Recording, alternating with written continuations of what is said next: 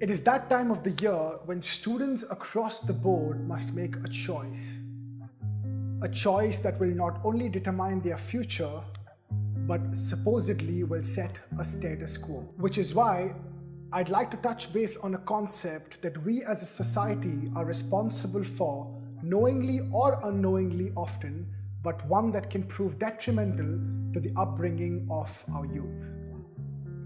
Unfortunately, what we fail to recognize is that the choice and the fate attached to it has already been made for them, long before they ever had the opportunity or means to explore it for themselves, and in certain instances, even before they were born.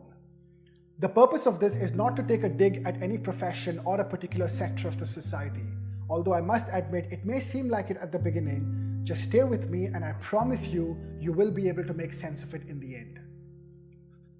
Traditionally, at least where I come from, there are two professions that are considered far superior than any other: doctors and engineers. Now, this could be for any number of reasons. They're well paid, it almost guarantees a job which ensures a degree of security for yourself and for your family, and you most certainly will get rishtas, loosely translated as marriage proposals from where I come from a well-off house. While that is the cornerstone of an ideal future that most parents envision for their children, let's not forget about the general public as well. Your friends, neighbors, building security, first degree family members, and even distant family members that you probably have never even heard of. To be fair, most certainly the parents and a handful of others wish this for their children with the best will in the world. However, what we have failed, rather spectacularly I must add, is to take a moment and understand if what we wish for our youth is what they wish for themselves. To be aware that it is also their choice and that they have a right to be involved in that decision. And most importantly, we need to understand the consequences of our actions as a society in perpetuating this behavior as a societal norm which could go on for years before correction. There can be and have been significant downsides to all of this, and I would like to address one that I believe is far more damaging than most.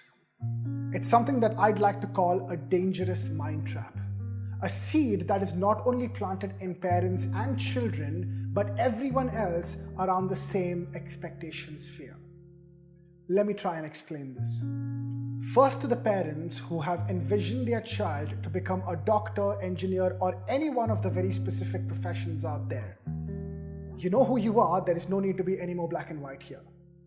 Not only have you invested your life savings, but time, energy, and hope into that vision for decades, arguably even before your child was born. What if your child didn't make it to the finish line? What if they came to realize that they are far more passionate about something entirely different and that it's too late to make a switch? In a worst case scenario, what if they rebel their way out of the pursuit to success that you have been anticipating for years to witness? Now let's look at the other side of the coin. A child that has been streamlined and meticulously programmed into the ultimate chase of a specific career will certainly begin to subconsciously correlate all the answers of life to become someone that they probably don't even want to be. Everything from their curiosity to learn and grow, confidence, awareness, and self-esteem is tied down to that one choice that is probably not even their own. What do you think are the psychological implications on these children who may not make it to the finish line? What do you think are the repercussions of those who come to learn that there may be no happiness, fulfillment, or silver lining despite achieving the success that they believed would have been the answer? For all those watching me, I just want you to know and believe one element of reality.